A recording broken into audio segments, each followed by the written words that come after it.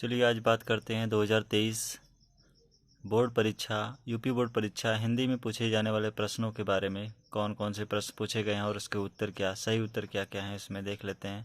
देखिए 70 नंबर का आपका पूर्णांक था और 3 घंटे 15 मिनट का आपका पेपर हुआ था। तो यहाँ पे आपको 15 मिनट आपको पहले प्रश्न पत्र पढ़ने के लिए समय मिला था आपको। चलिए यहाँ पे खंड अ में कुल 20 नंबर के क्वेश्चन पूछे गए हैं और ये बहुविकल्पी क्वेश्चन। पहला क्वेश्चन है रस मीमांसा के लेखक हैं।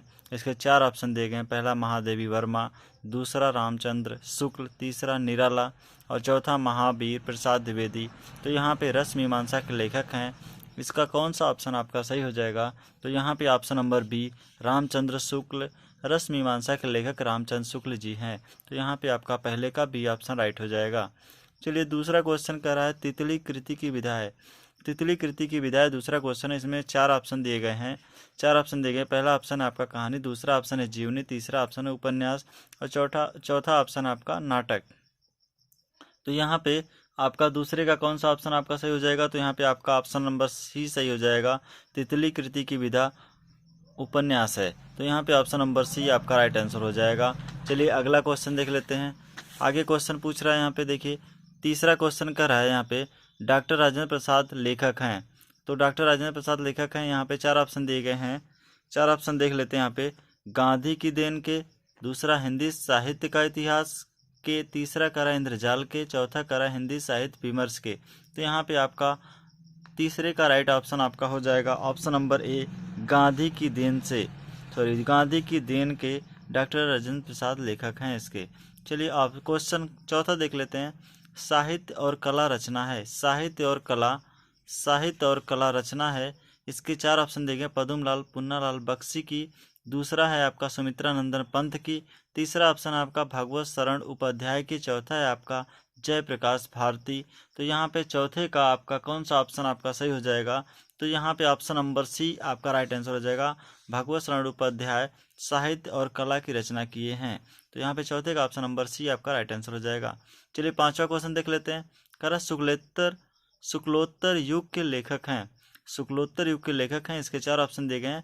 पहला ऑप्शन है राधा चरण गोस्वामी, दूसरा ऑप्शन है चतुर्सेन शास्त्री, तीसरा ऑप्शन आपका दौलत राम और चौथा ऑप्शन आपका दिया हुआ धर्मवीर भारती। तो यहाँ पे शुक्लोत्तर युग के लेखक कौन है? तो यहाँ पे आपका ऑप्शन नंबर बी आपका राइट आंसर हो जाएगा चतुर्सेन शास्त्री। तो शुक्लोत्तर युग के लेखक चतुर्सेन शास्त्री जी हैं। चलिए 6वां क्वेश्चन देख लेते हैं। रीतिकालीन कवि हैं। क्वेश्चन करा रीतिकालीन कवि हैं। इसके 4 ऑप्शन दिए गए हैं। पहला ऑप्शन है केदार भट्ट, दूसरा ऑप्शन है जायसी और तीसरा ऑप्शन है आपका पद्माकर और चौथा ऑप्शन आपका कृष्णदास। तो यहाँ पे रीतिकालीन कवि हैं। तो इसमें आपका ऑप्शन कौन सा सही हो जाएगा? तो 6वें का आपका राइट आंसर हो जाएगा आपका पद्माकर। तो यहाँ पे रीतिकालीन कवि हैं आपके पद्माकर जी। चलिए 7वां क्वेश्चन देख लेते हैं। 7वें क्वेश्चन में कह रहा है छत्रसाल दशक के रचयिता है। छत्रसाल दशक के रचयिता हैं। तो इसके 4 ऑप्शन दिए गए हैं। मतीराम पहला है आपका, दूसरा ऑप्शन है भूषण, तीसरा ऑप्शन आपका घनानंद और चौथा ऑप्शन आपका हरिओत। तो यहाँ पे 7वें का कौन सा ऑप्शन आपका सही हो जाएगा? तो छत्रसाल दशक के रचयिता हैं आपके भूषण जी। तो यहाँ पे 7वें का आपका option number B right answer हो जाएगा। चलिए 8वां क्वेश्चन देख लेते हैं। कह रहा है तार सप्तक के संपादक हैं। तार सप्तक के संपादक हैं। इसके 4 ऑप्शन दिए गए हैं। पहला ऑप्शन है सच्चिदानंद हीरानंद वात्स्यायन अज्ञेय, दूसरा कह रहा है नरेंद्र शर्मा, तीसरा भवानी प्रसाद मिश्र, चौथा है आपका केशव प्रसाद। मतलब आपका देख लेते हैं यहाँ पे तारक सप्तक के संपादक कौन है आपके? तो यहाँ पे ऑप्शन नंबर ए आपका राइट आंसर हो जाएगा सच्चिदानंद हीरानंद वात्स्यायन अज्ञेय जी। चलिए 9वां क्वेश्चन देख लेते हैं। 9वां क्वेश्चन कह रहा है सुमित्रा नंदन पंत की रचना है। सुमित्रा नंदन पंत की रचना है। इसके 4 ऑप्शन दिए गए हैं। पहला ऑप्शन है ज्ञानदीप, दूसरा ऑप्शन है युग वाणी, तीसरा ऑप्शन आपका प्रेम वाटिका और चौथा ऑप्शन आपका क्षणदा। तो यहाँ पे सुमित्रा नंदन पंत की कौन सी आपकी रचना देख लीजिए इसमें। तो ऑप्शन नंबर ए आपका राइट आंसर हो जाएगा। तो यहाँ पे सुमित्रा नंदन पंत की रचना है आपकी ज्ञानदीप। तो 9वें का ऑप्शन नंबर ए आपका राइट आंसर हो जाएगा। चलिए 10वां क्वेश्चन देख लेते हैं। 10वां क्वेश्चन में कह रहा है स्मृति की रेखाएं साहित्य की विधा है। स्मृति की रेखाएं साहित्य की विधा है। तो ये स्मृति की रेखा किस साहित्य की विधा है? पहला ऑप्शन आपका है जीवनी, दूसरा ऑप्शन है आपका भेंट वार्ता, तीसरा ऑप्शन है संस्मरण और चौथा ऑप्शन आपका नाटक। तो स्मृति की रेखाएं साहित्य की विधा है, किस विधा की है? तो यहाँ पे आपका ऑप्शन नंबर सी संस्मरण। तो यहाँ पे 10वें का ऑप्शन नंबर सी आपका राइट आंसर हो जाएगा। स्मृति की रेखाएं संस्मरण साहित्य की विधा की रचना है। चलिए क्वेश्चन नंबर 11 देख लेते हैं। कर है करुण रस, करुण रस का स्थायी भाव है। इसके 4 ऑप्शन दिए गए हैं। पहला ऑप्शन है भय, दूसरा ऑप्शन है निर्वेद, तीसरा ऑप्शन है विस्मय, चौथा ऑप्शन है शोक। तो करुण रस का स्थायी भाव आपका ऑप्शन नंबर डी आपका राइट आंसर हो जाएगा। तो करुण रस का स्थायी भाव शोक होता है। चलिए क्वेश्चन नंबर 12 देख लेते हैं। करा पीपर पात सरिस मंडोला में अलंकार है। पीपर पात सरिस मंडोला में अलंकार, इसके 4 ऑप्शन दिए गए हैं। पहला ऑप्शन है उत्प्रेक्षा अलंकार, दूसरा ऑप्शन है रूपक अलंकार, तीसरा ऑप्शन है उपमा अलंकार और चौथा ऑप्शन है यमक अलंकार। तो यहाँ पे आपका ऑप्शन कौन सा सही हो जाएगा? पीपर पात सरिस मंडोला में अलंकार आपका हो जाएगा उपमा अलंकार। तो यहाँ पे 12वें का ऑप्शन नंबर सी उपमा अलंकार आपका राइट आंसर हो जाएगा। चलिए यहाँ पे 13वां क्वेश्चन देख लेते हैं। 13वां कह रहा है सुन केवट के बैन प्रेम लपेटे अटपटे बिसरे करुणा ऐन चितई जानकी लखन तनु। उपर्युक्त पंक्तियों में छंद है। तो यहाँ पे इसके 4 ऑप्शन दिए गए। पहला ऑप्शन है रोला, दूसरा ऑप्शन है सोरठा, तीसरा ऑप्शन है सवैया, चौथा ऑप्शन आपका कुंडलिया। सुन केवट के बैन प्रेम लपेटे अटपटे बिसरे करुणा ऐन चितई जानकी लखन तनु। तो यहाँ पे आप देख लीजिए, यहाँ पे 13वें का आपका ऑप्शन नंबर आपका कौन सा सही हो जाएगा? तो यहाँ पे ऑप्शन नंबर बी सोरठा।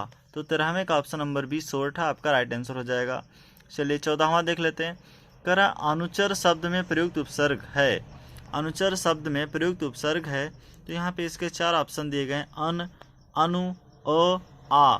तो अनुचर शब्द में प्रयुक्त उपसर्ग आपका कौन सा हो जाएगा?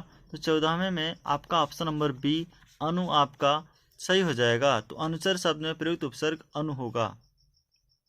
चलिए 15वां क्वेश्चन देख लेते हैं। 15वां क्वेश्चन कह रहा है प्रत्यय के प्रकार हैं। प्रत्यय के प्रकार हैं। तो यहाँ पे आप पहला ऑप्शन है 2, दूसरा ऑप्शन है 4, तीसरा ऑप्शन है 5, चौथा ऑप्शन आपका 3। तो यहाँ पे प्रत्यय 2 प्रकार का होता है। तो यहाँ पे 15वें का ऑप्शन नंबर ए आपका राइट आंसर हो जाएगा। चलिए 16वां क्वेश्चन देख लेते हैं। 16वें क्वेश्चन में कह रहा है वेद पुराण में समास है। वेद पुराण में समास है। तो यहाँ पे इसके 4 ऑप्शन दिए गए। पहला ऑप्शन है द्विगु समास, दूसरा ऑप्शन है बहुव्रीहि समास, तीसरा द्वंद्व समास, चौथा आपका तत्पुरुष समास। तो वेद पुराण में समास है। कौन सा समास होगा? तो यहाँ पे ऑप्शन नंबर सी द्वंद्व समास हो जाएगा आपका। तो वेद पुराण आपका द्वंद्व समास है। तो 16वें का ऑप्शन नंबर सी आपका राइट आंसर हो जाएगा। चलिए 17वां क्वेश्चन देख लेते हैं। 17वां क्वेश्चन कल है परमोद शब्द का तत्सम रूप है। परमोद शब्द का तत्सम रूप है। पहला है प्रीमोद, दूसरा ऑप्शन है प्रमुद, तीसरा ऑप्शन आपका है प्रमोद, चौथा ऑप्शन आपका है प्रमाद। तो यहाँ पे परमोद शब्द का तत्सम रूप है। इसका शुद्ध रूप आपका हो जाएगा यहाँ पे ऑप्शन नंबर सी। 17वें का ऑप्शन नंबर सी आपका प्रमोद का आपका सही हो जाएगा ऑप्शन नंबर सी प्रमोद। तो यहाँ पे 17वें का ऑप्शन नंबर सी आपका राइट आंसर हो जाएगा। 18वां क्वेश्चन देख लेते हैं। इत्यादि में संधि है। आपका क्वेश्चन है इत्यादि में संधि है। इसके 4 ऑप्शन देंगे। पहला ऑप्शन आपका है यण संधि, दूसरा आपका है गुण संधि, तीसरा ऑप्शन आपका वृद्धि संधि और चौथा ऑप्शन आपका जस्वत्व संधि। तो यहाँ पे इत्यादि में कौन सी संधि होगी? तो 18वें का आपका ऑप्शन नंबर ए आपका राइट आंसर हो जाएगा। इत्यादि में यण संधि होगी। तो 18वें का राइट आंसर आपका हो जाएगा ऑप्शन नंबर ए यण संधि। चलिए 19वां क्वेश्चन देख लेते हैं। 19वें क्वेश्चन में कह रहा है फलेंस शब्द का वचन एवं विभक्ति है। फलेंस शब्द का वचन एवं विभक्ति है।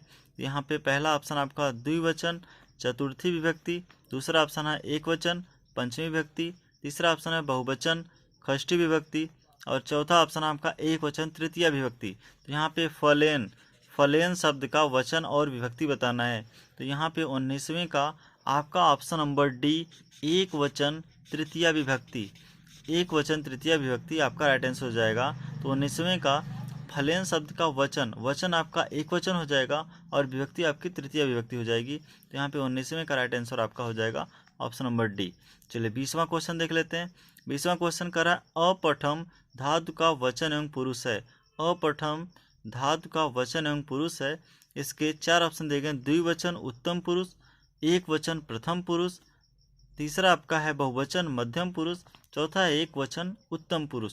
तो अपठम धातु का वचन होगा आपका एक वचन और पुरुष आपका होगा उत्तम पुरुष। तो यहाँ पे अपठम धातु का वचन एवं पुरुष आपका ऑप्शन नंबर डी एक वचन उत्तम पुरुष आपका 20वें का राइट आंसर आपका हो जाएगा ऑप्शन नंबर डी।